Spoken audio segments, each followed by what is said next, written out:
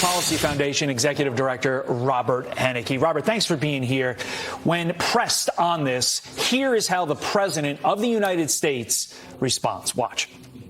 Will you commit to speak to the special counsel? Thank you. Everyone, thank you very much. Everyone, thank you very much. Watch your step getting up so you don't trip. Thank you. Let's keep moving. We got a smirk. We got a laugh. Does he not understand what is going on and the severity of it all? Or, in the alternative, is he just thumbing his nose at it? Well, good morning. It's great to be with you. A smirk, a laugh, and a cover-up here as is clear. You know, President Biden's answer of, I don't know how the documents got there, is not an acceptable response when we're talking about our nation's secrets. And with the recent appointment of a special counsel, there needs to be part of this criminal investigation and inquiry into the chain of custody as to how these classified documents left the Obama administration White House when Biden was vice president, and what that chain of custody was leading to the Penn Biden Center and also to President Biden's personal garage next to his Corvette. Yeah, what about this report, Robert, that the DOJ thought about sending FBI agents in to oversee the search for these documents, but then decided against it? A very different treatment than when former President Trump's home was raided by the FBI. Completely different treatment, and that's part of the point of the ethics complaint that was filed here recently by the Protect the Public's Trust watchdog group that talks about the improper involvement by the White House counsel's office, and specifically White House counsel, special counsel Richard Sauber, who himself personally went up to Delaware to supervise the handoff of these classified documents between President Biden's personal lawyers and the Department of Justice. There's no reason for this to be a role for the White House special counsel. And the point of the ethics complaint is that here the White House counsel is acting not as the attorneys for the White House, but the personal attorneys for the president, which is an improper use of federal employees.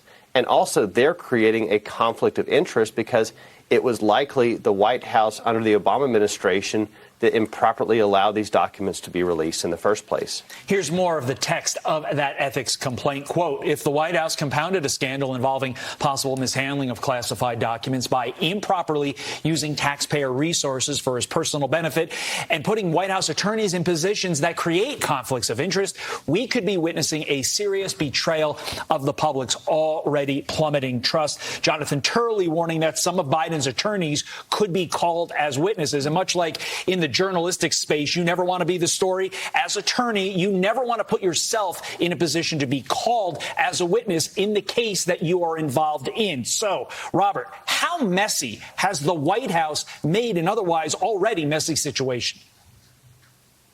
Oh, the cover-up continues to expand. And we know from the delay in reporting the discovery of these classified documents to the continued delay by the White House press secretary in being transparent with the media in terms of the discovery of additional documents. Professor Turley has a great point about now the White House counsel's office have made themselves part of the case. And let's be clear. This isn't just an oops. This isn't just a paperwork violation.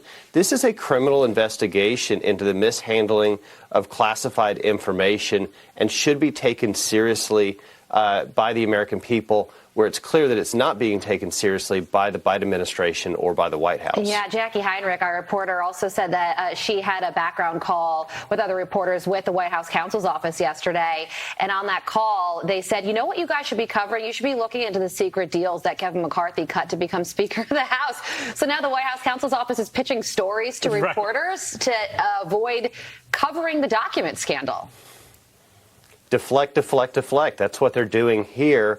And meanwhile, we need to have full transparency into every person that had custody of these documents illegally from the moment that they left the White House when Joe Biden was vice president to when they were discovered here, or at least announced that they had been discovered. What was that chain of custody? Who are all of the individuals that have had access and possession of these classified records? Needs to be part of the investigation and needs to be identified as part of this discussion. To those who say, but it was a private residence, Robert, what's your response? Exactly. It's a private residence. Under no circumstances was this an authorized location for the housing of classified records. Same thing for President Biden's former office at the campus of the Penn Biden Center, where these initial documents were discovered as well. Under no circumstances was the garage next to the Corvette an authorized location to house classified records. So there are no circumstances where this was acceptable to happen in the first place. And just the president's, profession of surprise doesn't satisfy anyone, certainly not me. That is an excellent response to the question of where are the visitors' logs? They shouldn't have been there in the first place. Robert Henneke, thank you, Exactly. sir. New year, new